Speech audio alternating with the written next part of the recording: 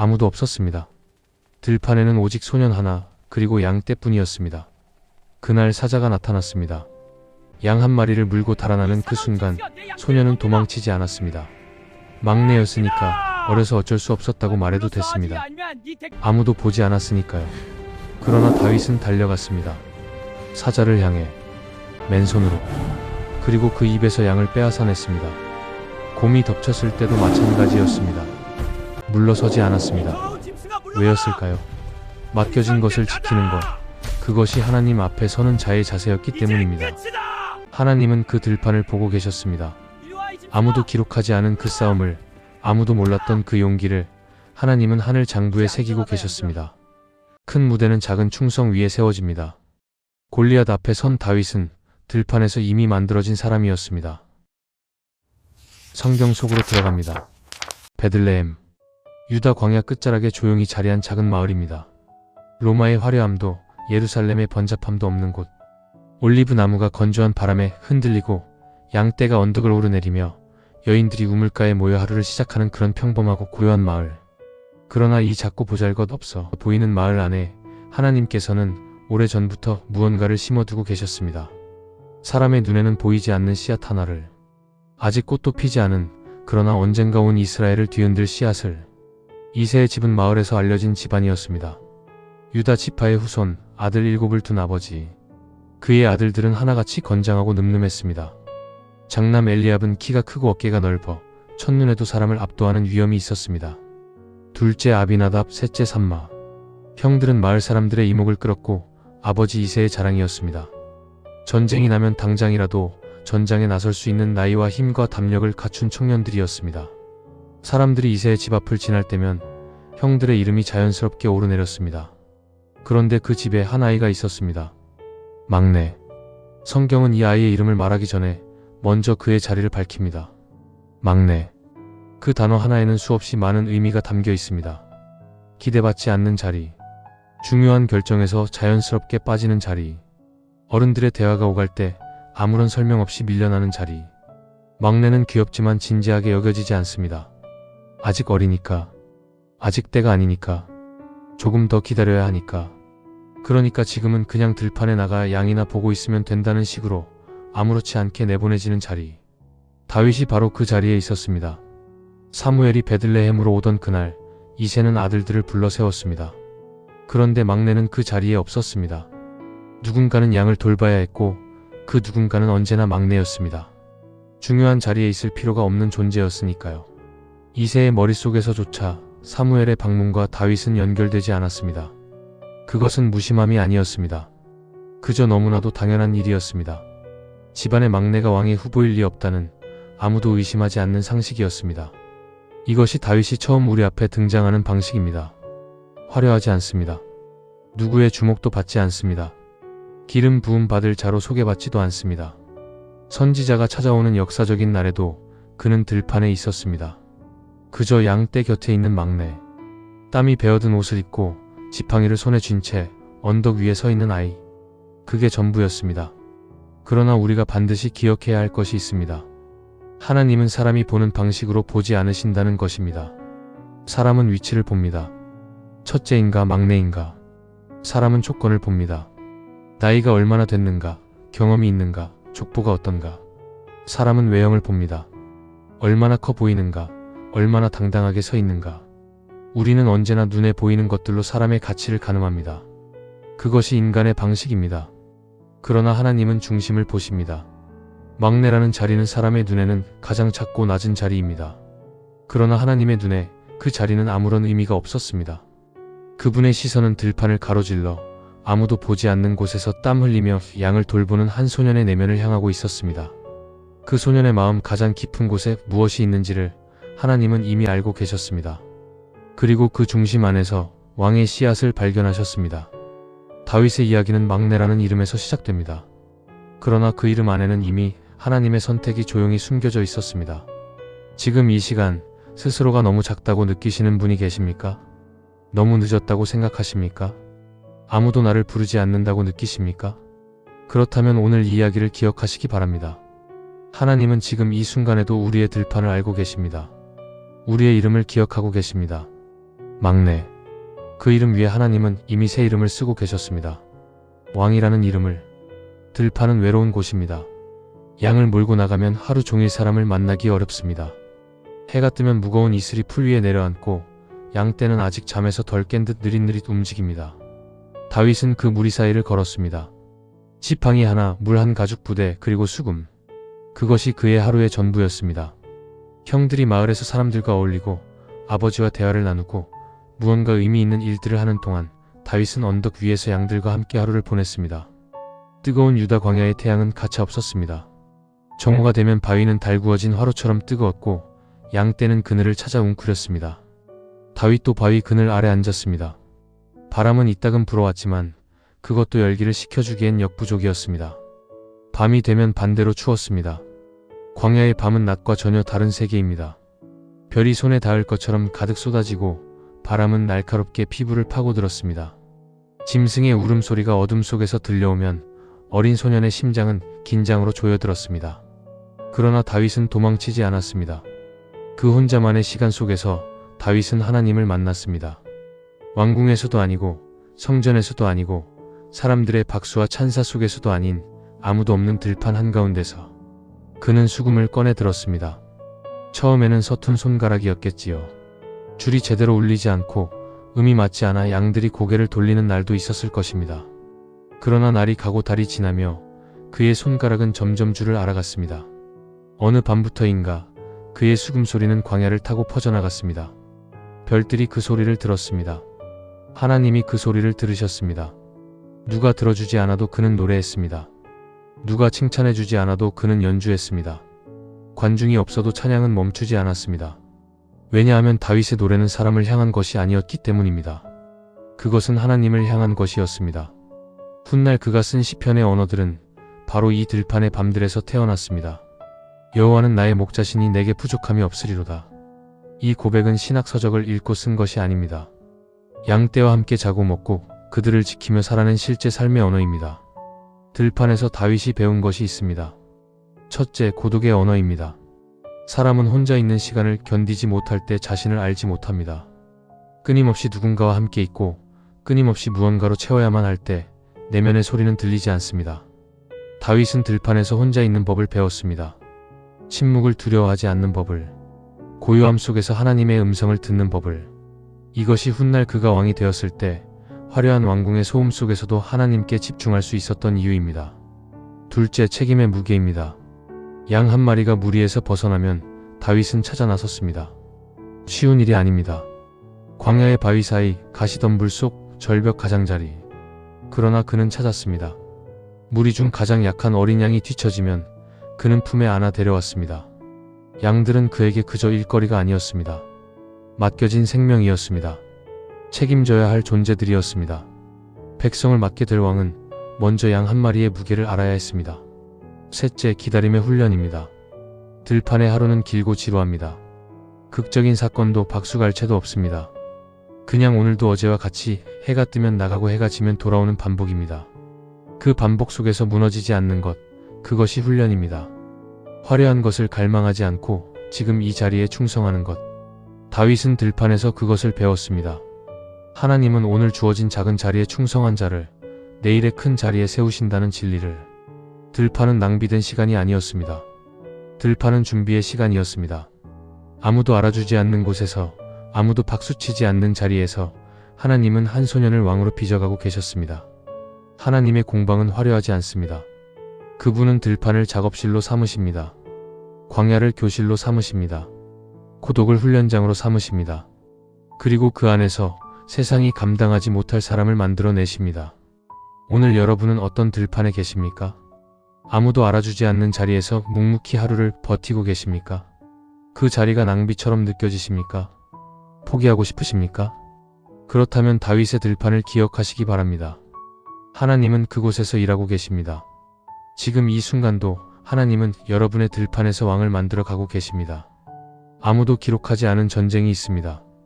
역사책에 나오지 않는 전쟁, 영웅의 이름이 새겨지지 않는 전쟁, 관중도 없고 기념비도 없는 전쟁. 그러나 그 전쟁은 실제로 일어났습니다. 다윗이 들판에서 홀로 치러낸 전쟁입니다. 사자가 나타났고 곰이 덮쳤습니다. 이 짧은 두 문장 안에 그 어떤 무용담보다 더 강렬한 이야기가 담겨 있습니다.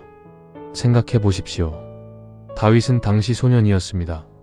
아직 군대에 나갈 나이도 아닌 들판에서 양을 치는 목동 소년. 그의 무기는 물맷돌과 지팡이뿐입니다.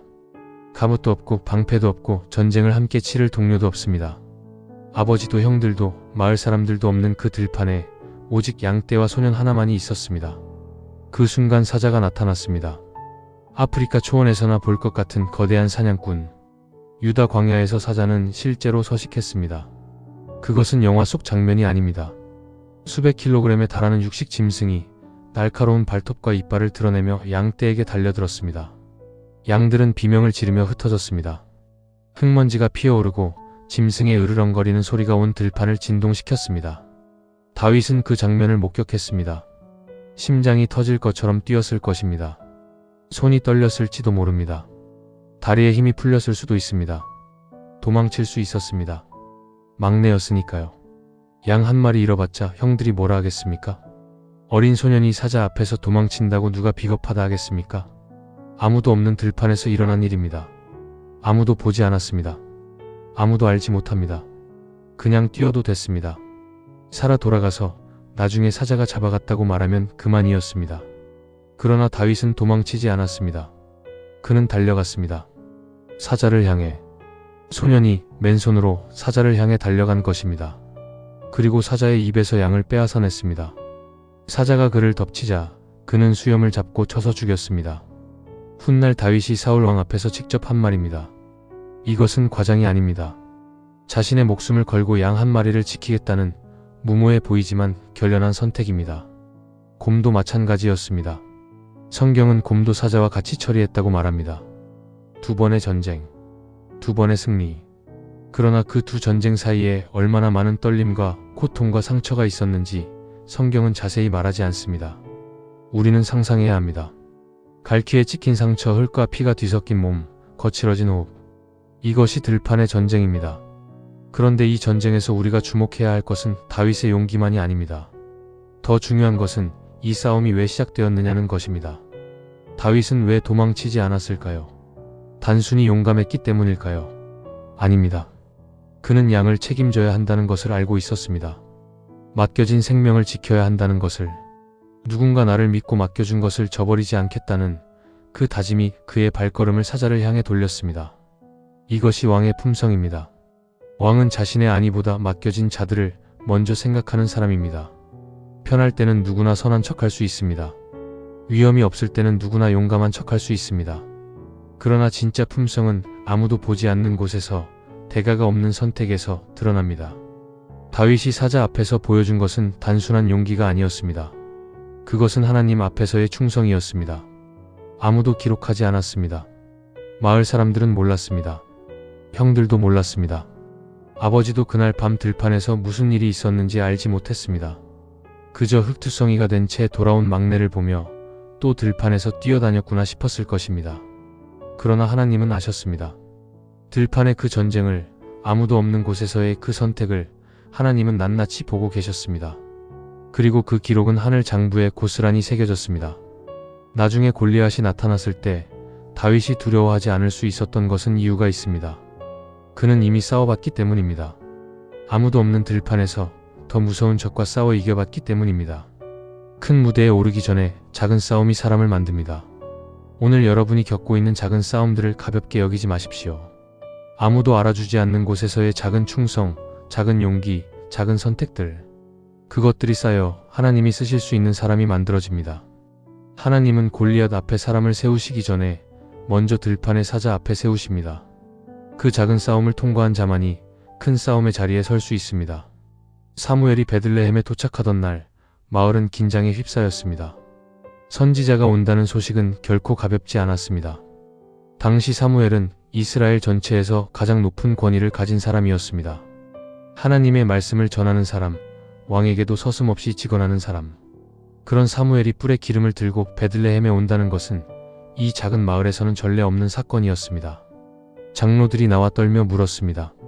평강을 위하여 오셨나이까? 그 물음 안에는 불안이 담겨 있었습니다. 선지자의 방문이 심판을 의미하는 것은 아닌지. 사무엘이 대답했습니다. 평강을 위함이라. 내가 여호와께 제사하러 왔노니 스스로 성결하게 하고 나와 함께 제사하자. 그리고 이새와 그 아들들을 특별히 초청했습니다. 이새의 집에 무언가 있다는 것을 마을 사람들은 눈치챘겠지만 정확히 무엇인지는 몰랐습니다. 이새 자신도 몰랐습니다. 제사가 끝난 후 사무엘은 이새의 아들들을 불러 세우기 시작했습니다. 첫 번째로 엘리압이 나왔습니다. 그 순간 사무엘의 마음이 흔들렸습니다. 엘리압은 인상적이었습니다. 키가 크고 어깨가 넓고 눈빛에 위엄이 있었습니다. 오랜 세월 선지자로 살아온 사무엘도 그 첫인상에 마음이 기울었습니다. 이 사람이구나. 하나님께서 기름 부을 자가 바로 이 사람이로다. 사무엘은 속으로 확신했습니다. 그런데 그 순간 하나님의 음성이 그를 막았습니다. 그의 용모와 키를 보지 말라. 내가 이미 그를 버렸노라. 내가 보는 것은 사람과 같지 아니하니 사람은 외모를 보거니와 나 여호와는 중심을 보느니라. 이 말씀은 성경 전체를 통틀어 가장 강렬한 선언 중 하나입니다. 하나님은 우리가 보는 방식으로 보지 않으신다는 것. 우리의 기준과 하나님의 기준은 근본적으로 다르다는 것. 외모, 키, 인상, 첫눈에 느껴지는 위엄, 그것들은 사람의 기준입니다. 하나님은 그것들을 보지 않으십니다. 그분은 중심을 보십니다. 마음의 깊은 곳, 눈으로 볼 수 없는 그 내면을. 엘리압은 물러났습니다. 아비나답이 나왔습니다. 사무엘이 말했습니다. 이도 여호와께서 택하지 아니하셨느니라. 삼마가 나왔습니다. 이도 아니라. 한 명씩 지나갔습니다. 7명이 모두 사무엘 앞을 지났습니다. 그리고 7번 하나님은 말씀하셨습니다. 아니다. 아니다. 아니다. 그 공간에 흐르는 침묵을 상상해 보십시오. 형들의 표정, 이새의 당혹스러움, 마을 장로들의 시선, 모두가 무언가 잘못되었다는 것을 느끼기 시작했습니다. 이렇게 훌륭한 아들들이 모두 거절을 당한다면 도대체 하나님은 어떤 사람을 원하시는 것인가? 사람의 눈으로는 이해할 수 없는 일이 일어나고 있었습니다. 여기서 우리는 한 가지 중요한 진실을 붙들어야 합니다. 엘리압이 나쁜 사람이었다는 것이 아닙니다. 형들이 부족했다는 것이 아닙니다. 그들은 훌륭했습니다. 건장하고 용감하고 능력 있는 청년들이었습니다. 문제는 그들이 부족해서가 아니었습니다. 하나님의 선택 기준이 우리의 기준과 다르다는 것입니다. 사람이 보기에 완벽해 보이는 사람이 하나님의 마음에는 맞지 않을 수 있습니다. 반대로 사람이 보기에 전혀 후보가 될 것 같지 않은 사람이 하나님의 마음에는 이미 오래전부터 점찍혀 있을 수 있습니다. 하나님은 성과를 보지 않으십니다. 능력만을 보지 않으십니다. 외형을 보지 않으십니다. 그분은 중심을 보십니다. 그 사람의 마음이 어디를 향하고 있는가? 혼자 있을 때 무엇을 하는가? 아무도 보지 않는 곳에서 어떤 선택을 하는가? 작은 것을 어떻게 다루는가? 실패했을 때 어디를 바라보는가? 이런 것들이 하나님의 기준입니다. 이 진리는 오늘 우리에게도 같은 무게로 적용됩니다. 우리는 너무 쉽게 외형으로 사람을 판단합니다. 스펙, 직위, 재산, 외모, 나이. 그러나 하나님은 그것들 너머를 보십니다. 그리고 그분이 보시는 중심이 바르다면 사람의 눈에 어떻게 보이든 상관없이 하나님은 그 사람을 들어 쓰실 수 있습니다. 형들은 모두 물러났습니다. 사무엘은 이새를 바라보았습니다. 무언가 더 남아있다는 것을 직감했습니다. 그리고 물었습니다. 하나님의 기준은 아직 만족되지 않았다고. 인간의 눈으로는 보이지 않는 곳에 하나님이 찾으시는 그 중심이 있다고. 내 아들이 다 여기 있느냐? 사무엘의 이 질문은 단순한 확인이 아니었습니다. 하나님의 영이 그에게 말씀하고 계셨습니다. 아직 끝나지 않았다고. 내가 찾는 사람이 아직 이 자리에 없다고. 7 아들이 모두 지나갔고 모두 거절당했는데도 하나님은 아직 기다리고 계셨습니다. 이새가 대답했습니다. 아직 막내가 남았는데 그는 양을 지키나이다. 이 짧은 대답 안에 얼마나 많은 것이 담겨 있습니까? 아직 막내가 있습니다. 그런데 그는 양을 지키고 있습니다. 마치 이렇게 말하는 것 같습니다. 있긴 한데 굳이 부를 필요가 있겠습니까? 양이나 보고 있는 아이입니다. 이새의 마음속에서 다윗은 후보가 아니었습니다. 선지자가 왔어도 기름 부음의 자리가 마련되어도 막내는 그 자리에 포함되지 않았습니다. 자연스럽게, 아무런 악의 없이, 그냥 당연하게.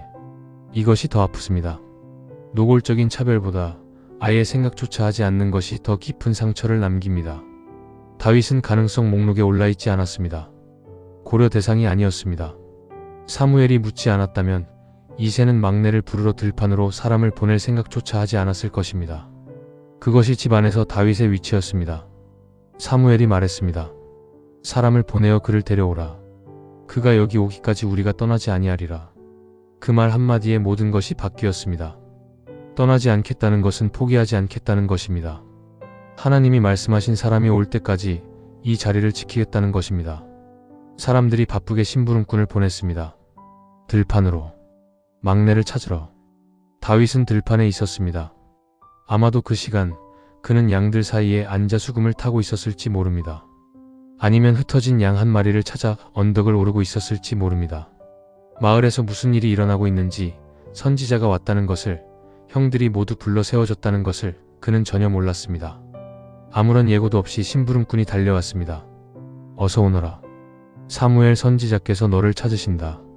그 순간 다윗의 표정이 어땠을까요? 당혹스러움, 의아함, 혹시 내가 무슨 잘못을 했나? 선지자가 왜 나를 찾는단 말인가? 형들을 다 제쳐두고 왜 들판에 있는 막내를? 질문들이 머릿속을 가득 채웠겠지만 그는 걸음을 옮겼습니다. 들판에서 마을까지 달려오는 동안 그의 모습을 생각해 보십시오. 햇볕에 그을린 피부, 땀에 젖은 옷, 먼지가 묻은 발. 양들과 함께 지낸 시간이 그대로 담긴 모습. 향수를 뿌리고 좋은 옷을 입고 인상을 가다듬은 형들과는 전혀 다른 모습으로 다윗은 사무엘 앞에 섰습니다. 성경은 이 순간을 이렇게 기록합니다. 그의 빛이 붉고 눈이 빼어나고 얼굴이 아름답더라. 들판에서 달려온 소년. 왕의 후보로 보이지 않는 소년. 그러나 그 소년 안에 하나님이 오랫동안 보아오신 무언가가 있었습니다. 하나님이 말씀하셨습니다. 이가 그니라. 일어나 기름을 부으라. 이가 그니라. 바로 이 사람이라고. 아무도 생각하지 않은 사람, 부르지도 않았던 사람, 들판에서 양이나 보던 막내. 그가 바로 하나님이 오래전부터 눈여겨보신 사람이었습니다. 하나님은 사람의 명단에 없던 이름을 부르셨습니다. 이새의 목록에 포함되지 않았던 이름을, 사람이 생각하지 않은 이름을 하나님은 이미 알고 계셨습니다. 오늘 이야기가 우리에게 말하는 것이 있습니다. 지금 어떤 분이 스스로를 목록에서 지워버리고 있지는 않으십니까? 나 같은 사람이 무슨 소용이냐고, 나는 후보가 아니라고, 나는 그 자리에 있을 자격이 없다고. 그러나 기억하십시오. 하나님의 명단은 사람의 명단과 다릅니다. 사람이 부르지 않은 이름을 하나님은 이미 부르고 계십니다. 사람이 잊어버린 자리에 하나님의 시선이 머물고 있습니다. 다윗을 부른 것은 이새가 아니었습니다. 다윗을 부른 것은 사무엘의 호기심이 아니었습니다. 다윗을 부른 것은 하나님이셨습니다. 그리고 하나님이 부르실 때는 들판 어디에 있어도 닿습니다. 기름이 부어지는 순간을 상상해 보십시오. 사무엘의 뿔에 담긴 기름, 선지자의 손, 소년의 머리. 그 장면은 아무런 장식 없이 조용하게 이루어졌습니다. 왕궁에서 열리는 화려한 대관식이 아니었습니다. 나팔 소리도 없었고 군중의 환호도 없었고 붉은 융단도 없었습니다. 이새의 집 한 구석, 형들이 지켜보는 가운데 한 선지자가 막내의 머리에 조용히 기름을 붓는 것. 그것이 전부였습니다. 그러나 그 순간 하늘이 움직였습니다. 성경은 기록합니다. 사무엘이 기름불을 가져다가 그의 형제 중에서 그에게 부었더니 이날 이후로 다윗이 여호와의 영에게 크게 감동되니라. 이날 이후로, 그날 이후 모든 것이 달라졌습니다. 눈에 보이는 것은 달라지지 않았습니다. 여전히 들판에 양이 있었고, 여전히 형들이 있었고, 여전히 사울이 왕좌에 앉아 있었습니다. 그러나 하나님의 영이 다윗에게 크게 임하셨습니다. 보이지 않는 세계에서 무언가 근본적인 것이 바뀌었습니다. 기름 부음이 무엇입니까? 그것은 단순한 의식이 아닙니다. 성경에서 기름 부음은 구별됨을 의미합니다. 이 사람은 이제 일반적인 목적이 아닌 하나님의 특별한 목적을 위해 구별되었다는 선언입니다. 제사장에게 기름을 부을 때 그 사람은 하나님을 섬기기 위해 구별됩니다. 왕에게 기름을 부을 때 그 사람은 백성을 다스리기 위해 구별됩니다. 다윗의 머리 위에 기름이 흘러내릴 때 그것은 이 소년이 이제 다른 목적을 위해 부름받았다는 하나님의 인침이었습니다. 형들은 그 자리에 있었습니다. 그들은 무엇을 느꼈을까요? 놀라움, 당혹스러움, 어쩌면 질투, 어쩌면 분노. 형들은 오늘 아침만 해도 자신들 중 누군가에게 기름이 부어질 것이라고 생각했을지 모릅니다. 장남 엘리압은 특히 그랬을 것입니다. 사무엘의 눈이 자신에게 머물던 그 순간을 기억했을 것입니다. 선지자가 자신을 보며 확신하는 듯한 눈빛을. 그런데 결국 기름이 부어진 것은 들판에서 달려온 막내였습니다. 그 자리에 서 있는 다윗의 마음은 어땠을까요? 두려움이었을 것입니다. 이게 무슨 의미인지, 지금 무슨 일이 일어나고 있는지, 이 기름 부음이 자신의 삶을 어디로 데려갈지 소녀는 알지 못했습니다. 단지 선지자의 손이 자신의 머리 위에 놓이는 것을 느끼고 차갑고 향기로운 기름이 머리카락을 적시고 이마 위로 흘러내리는 것을 느끼며 그는 조용히 서 있었습니다. 그리고 기름 부음이 끝난 후 다윗은 다시 들판으로 돌아갔습니다. 이것이 놀랍습니다. 기름을 받고 왕궁으로 간 것이 아닙니다. 사무엘이 그를 데리고 가서 권좌에 앉힌 것이 아닙니다. 이스라엘 전체에 선포식을 연 것도 아닙니다. 기름 부음 이후 다윗은 다시 양떼가 있는 들판으로 돌아갔습니다. 오늘도 어제와 같은 일상으로, 같은 자리로, 같은 양들 곁으로. 왜 그랬을까요? 하나님의 방식이기 때문입니다. 기름 부음은 목적지가 아니라 출발점입니다. 그것은 이제 다 됐다가 아니라 이제부터 시작이다입니다. 선택은 받았지만 그 선택이 현실이 되는 데는 시간이 필요합니다. 약속은 받았지만 그 약속이 성취되기까지는 과정이 필요합니다. 다윗은 기름 부음 이후에도 오랫동안 들판에 있었고 사울의 신하가 되었고 도망자의 삶을 살았고 광야를 떠돌았습니다. 기름 부음부터 왕좌까지 얼마나 많은 시간이 흘렀는지 우리는 알고 있습니다.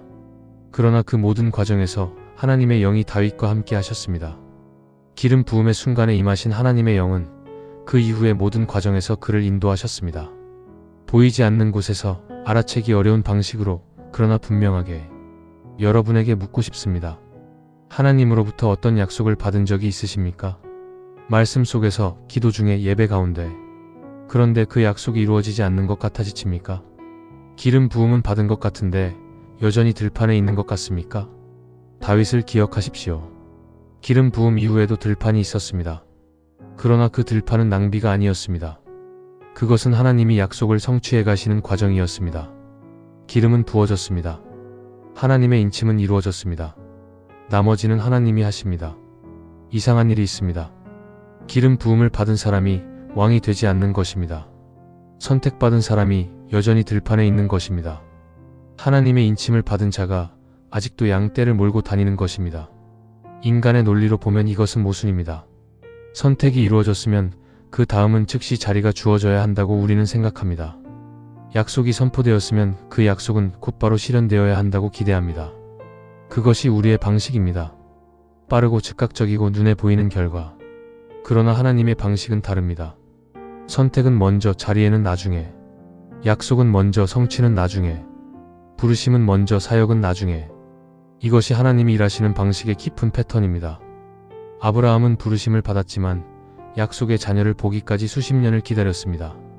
요셉은 꿈을 받았지만 그 꿈이 현실이 되기까지 노예의 삶과 옥살이를 통과했습니다. 모세는 부르심을 받았지만 광야에서 40년을 보내야 했습니다. 그리고 다윗은 기름 부음을 받았지만 여전히 들판으로 돌아갔습니다. 왜 하나님은 이렇게 하실까요? 기름 부음은 자격을 증명하는 것이 아니기 때문입니다. 기름 부음은 오히려 준비의 시작을 알리는 것입니다. 하나님은 사람에게 자리를 주시기 전에 그 자리를 감당할 수 있는 내면을 먼저 만들어 가십니다. 왕관은 쓸 수 있습니다.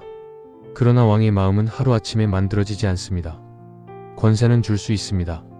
그러나 그 권세를 올바로 사용하는 지혜는 오랜 훈련 없이는 갖추어지지 않습니다. 다윗은 기름 부음 이후 더 깊은 훈련의 시간을 통과했습니다. 사울의 신하가 되어 수금을 탔습니다. 악한 영이 사울을 괴롭힐 때 다윗의 음악이 그를 위로했습니다. 그 자리에서 다윗은 왕의 곁에서 왕의 마음을 배웠습니다. 권력이 어떻게 사람을 무너뜨릴 수 있는지를, 두려움이 어떻게 판단을 흐리게 하는지를. 그것은 교실에서 배울 수 없는 것이었습니다. 실제 왕의 곁에서, 실제 삶을 통해서만 배울 수 있는 것이었습니다. 그 후 골리앗이 나타났고 다윗은 싸워 이겼습니다. 그러나 그것이 곧바로 왕자로 이어지지 않았습니다. 오히려 더 깊은 시련이 시작되었습니다. 사울의 시기와 질투. 창이 날아왔습니다.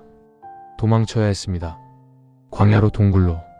엔게디의 절벽, 아둘람 굴. 쫓기는 삶, 숨어야 하는 삶. 기름 부음받은 왕이 쫓기는 도망자로 살아야 하는 아이러니. 그러나 그 광야에서 다윗은 더 깊어졌습니다. 그곳에서 그는 하나님만을 의지하는 법을 배웠습니다. 사람의 도움이 없을 때, 어디로 가야 할지 모를 때, 내일을 알 수 없을 때 오직 하나님만이 의지처가 되어야 한다는 것을. 훗날 그가 쓴 시편의 가장 절절한 고백들은 바로 이 광야에서 나왔습니다. 하나님이여 나를 구원하소서. 물들이 내 영혼까지 들어왔나이다. 이것은 이론적인 신앙의 언어가 아닙니다. 실제로 물속에 가라앉는 것 같은 상황에서 나온 절규입니다. 기름 부음 받은 자가 아직 왕이 아닌 이 시간. 이 시간은 낭비가 아닙니다. 이 시간은 불필요한 지체가 아닙니다. 이 시간이 다윗을 진짜 왕으로 만들고 있었습니다. 화려한 대관식이 아닌 광야의 고난 속에서, 군중의 환호가 아닌 동굴의 어둠 속에서, 인간의 인정이 아닌 하나님 앞에서의 고독 속에서, 오늘 이 이야기를 듣는 분들 중에 분명히 약속은 받았는데 아직 그것이 현실이 되지 않은 것 같아 답답하신 분이 계실 것입니다. 하나님이 말씀하신 것 같은데 그 말씀이 이루어지는 기색이 없어 의심이 드시는 분도 계실 것입니다. 기름 부음 이후에 들판에 계신 분들께 이 말씀을 드리고 싶습니다. 하나님은 약속을 잊으시지 않습니다. 다만 그 약속이 이루어질 때 여러분이 그 약속을 제대로 감당할 수 있도록 지금 이 시간을 사용하고 계십니다. 아직 왕이 아닌 시간이 더 나은 왕을 만들고 있습니다. 지금 이 이야기를 듣고 계신 여러분께 직접 묻고 싶습니다. 지금 어디에 계십니까? 어떤 들판에 서 계십니까? 이 질문이 낯설게 느껴지지 않으시길 바랍니다. 다윗의 들판은 유다 광야에만 있었던 것이 아닙니다. 오늘 우리 각자의 삶에도 들판은 있습니다. 형태가 다를 뿐 본질은 같습니다. 아무도 알아주지 않는 자리, 비교 속에 숨고 싶은 자리, 기다림이 너무 길어진 자리, 내가 왜 여기 있는지 이유를 모르겠는 자리. 어떤 분은 직장에서 들판에 계십니다. 묵묵히 일하고 성실하게 하루를 보내는데 승진은 다른 사람에게 돌아갑니다. 인정은 다른 사람이 받습니다. 내가 한 일이 내 이름으로 기록되지 않습니다. 오래 참았는데 아직도 변화가 없습니다. 그 자리가 들판입니다. 어떤 분은 가정에서 들판에 계십니다. 자녀를 위해 모든 것을 쏟아붓지만 자녀는 아직 돌아오지 않습니다. 기도하고 또 기도하지만 응답이 보이지 않습니다. 남편을 위해, 아내를 위해, 부모님을 위해 드리는 헌신이 눈에 보이는 열매로 나타나지 않습니다. 그 자리가 들판입니다. 어떤 분은 신앙 안에서 들판에 계십니다. 하나님을 믿는다고 했는데 삶은 여전히 어렵습니다. 기도는 드리는데 하늘이 닫힌 것 같습니다. 예배에 나오는데 하나님의 임재가 느껴지지 않습니다.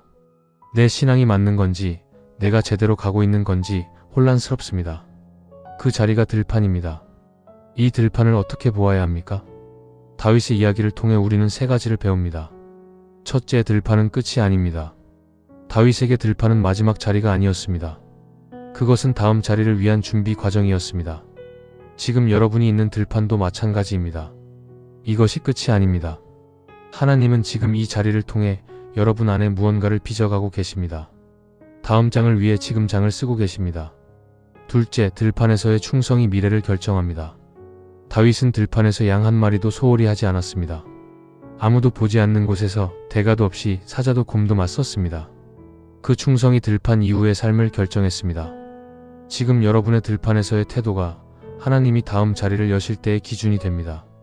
작은 것에 충성한 자를 하나님은 더 큰 것에 세우십니다. 셋째, 들판에서 하나님과의 관계가 깊어집니다. 다윗이 시편을 쓴 것은 왕궁에서만이 아닙니다. 오히려 들판과 광야에서 나온 고백들이 가장 깊습니다. 여호와는 나의 목자시니 내 영혼이 잠잠히 하나님만 바라며. 이 언어들은 화려한 곳에서 나오지 않습니다. 아무것도 없는 곳에서 하나님만이 전부가 되는 그 자리에서 나옵니다. 들판은 하나님과 가장 깊이 만나는 자리입니다. 그래서 하나님은 왕궁보다 먼저 들판을 주십니다. 박수보다 먼저 고독을 주십니다. 결과보다 먼저 과정을 주십니다. 그것이 그분의 방법입니다. 그것이 그분의 사랑입니다. 지금 들판에 계신 분들께 이 말씀을 전하고 싶습니다. 포기하지 마십시오.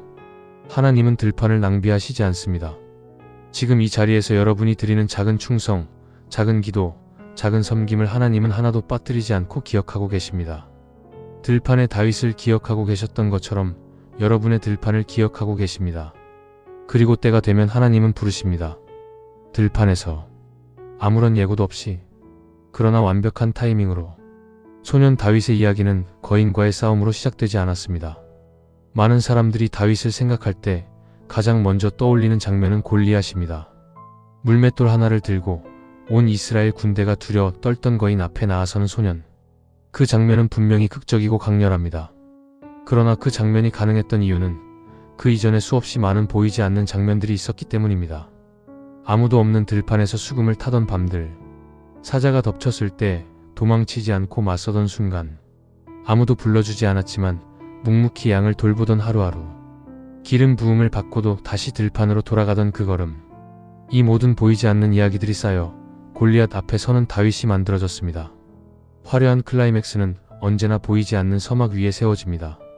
하나님은 사람을 높이기 전에 먼저 그 사람의 중심을 만지십니다. 중심.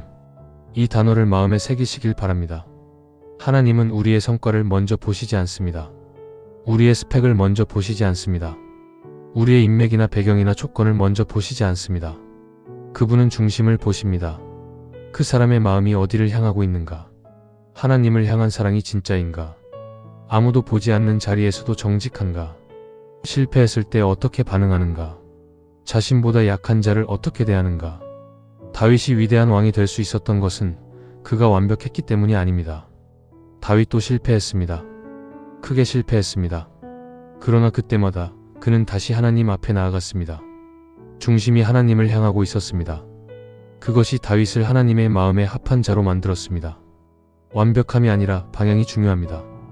넘어지지 않는 것이 아니라 넘어진 후 누구에게 돌아가느냐가 중요합니다. 소년 다윗의 이야기를 통해 하나님은 오늘 우리에게 말씀하십니다. 나는 너의 들판을 알고 있다. 아무도 보지 않는 그 자리에서 내가 드린 충성을 나는 보았다. 내가 포기하고 싶었던 그 순간들을 나는 기억한다. 내가 혼자 흘린 눈물을 나는 알고 있다. 막내라는 이름으로 불리던 그 자리에서 나는 이미 너의 이름을 알고 있었다. 그리고 때가 되면 내가 부를 것이다. 이것이 복음입니다. 이것이 하나님의 방식입니다. 사람이 외면한 곳에 하나님은 계십니다. 사람이 포기한 자리에 하나님은 서 계십니다. 사람의 명단에 없는 이름을 하나님은 기억하고 계십니다. 그리고 그분의 타이밍에, 그분의 방식으로 들판에서 왕을 부르십니다. 사무엘이 기름을 붓던 그 순간 하나님은 말씀하셨습니다. 일어나 기름을 부으라. 이가 그니라. 이가 그니라. 들판에서 달려온 소년, 땀에 젖고 먼지 묻은 소년, 아무도 후보로 생각하지 않았던 소년, 그가 바로 하나님이 선택하신 사람이었습니다. 오늘 이 이야기를 마무리하며 한 가지를 여러분의 마음에 남기고 싶습니다. 하나님은 화려한 곳에서 왕을 찾지 않으셨습니다. 들판에서 왕을 부르셨습니다. 그 들판이 오늘 여러분의 자리일 수 있습니다. 지금 아무도 알아주지 않는 그 자리, 지금 비교 속에 힘든 그 자리, 지금 기다림이 너무 긴 그 자리, 거기에 하나님의 시선이 머물고 있습니다. 그러니 들판을 버리지 마십시오. 지금 있는 자리에서 충성하십시오. 하나님은 보고 계십니다. 그리고 어느 날 여러분도 알게 될 것입니다. 그 들판이 낭비가 아니었다는 것을, 그것이 하나님이 여러분을 만들어 가시는 시간이었다는 것을. 소년 다윗의 이야기는 이렇게 시작되었습니다. 그리고 이것은 시작에 불과합니다. 다윗의 이야기가 계속되는 것처럼 여러분의 이야기도 아직 끝나지 않았습니다. 하나님은 지금도 쓰고 계십니다. 여러분의 다음 장을, 일어나 기름을 부으라. 이가 그니라. 이 선언이 오늘 여러분의 마음에 울려 퍼지기를 바랍니다.